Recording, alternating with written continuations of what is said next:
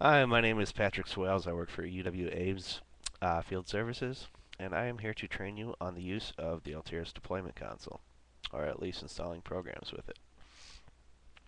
So, here's what the Altiris deployment console is.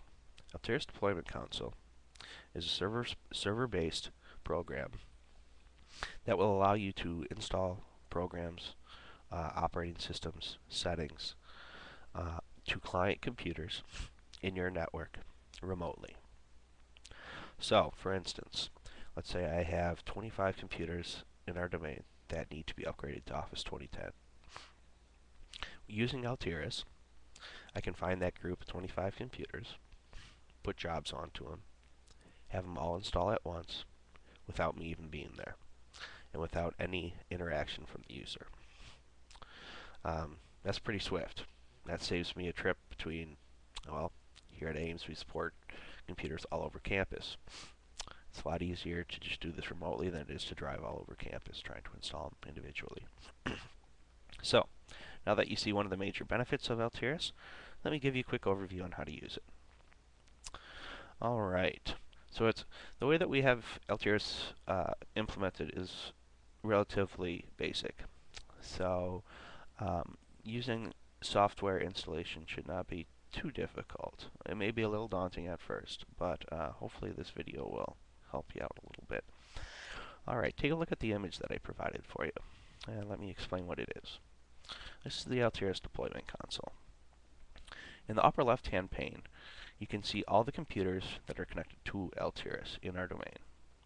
In the right-hand pane, you can see a given computer selected and what jobs have been run on it in the past. In the lower left-hand pane, you can see a collection of all the jobs that we have available to run on computers. So, for an example, let's say we want to install Office 2010 on computer ADM-0050. Now we could look in the upper left-hand container for that computer and just kind of scroll through all the computers we have. But we have over 3,000 computers that are connected to Altiris, so probably not the best idea. If you press Control F while the computers is selected, as in the picture, it will bring up a find box. Put in the name of the computer and press Return. This will take you to the computer that you want to manipulate. When the computer is selected, you will see the jobs that have been run on that computer in the right-hand pane, and you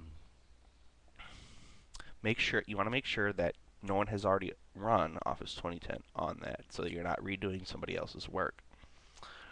If there is no Office 2010 job, then let's go into the lower left-hand pane. In the lower left-hand pane, under General Software, there is a 2010 job. What you need to do is you need to find that job, and you need to click and drag it into the upper left-hand pane onto the name of the computer that you want the software deployed onto. Okay? If you have successfully done this, a little dialog box will come up asking you when you want to schedule the deployment. If you want to do it in the future, put in a time in the future. If you want to do it immediately, just click OK. If there's already another job running on that computer, it will give you a warning saying this job cannot be run immediately, but will be run after the current job finishes. That is fine.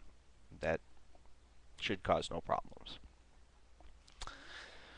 With that information, you should be able to use Altiris Deployment Console to install software on computers in our customer base. If you have any questions, feel free to call me or contact Corey Chancellor for more information on how to use Altiris. Thanks and good luck.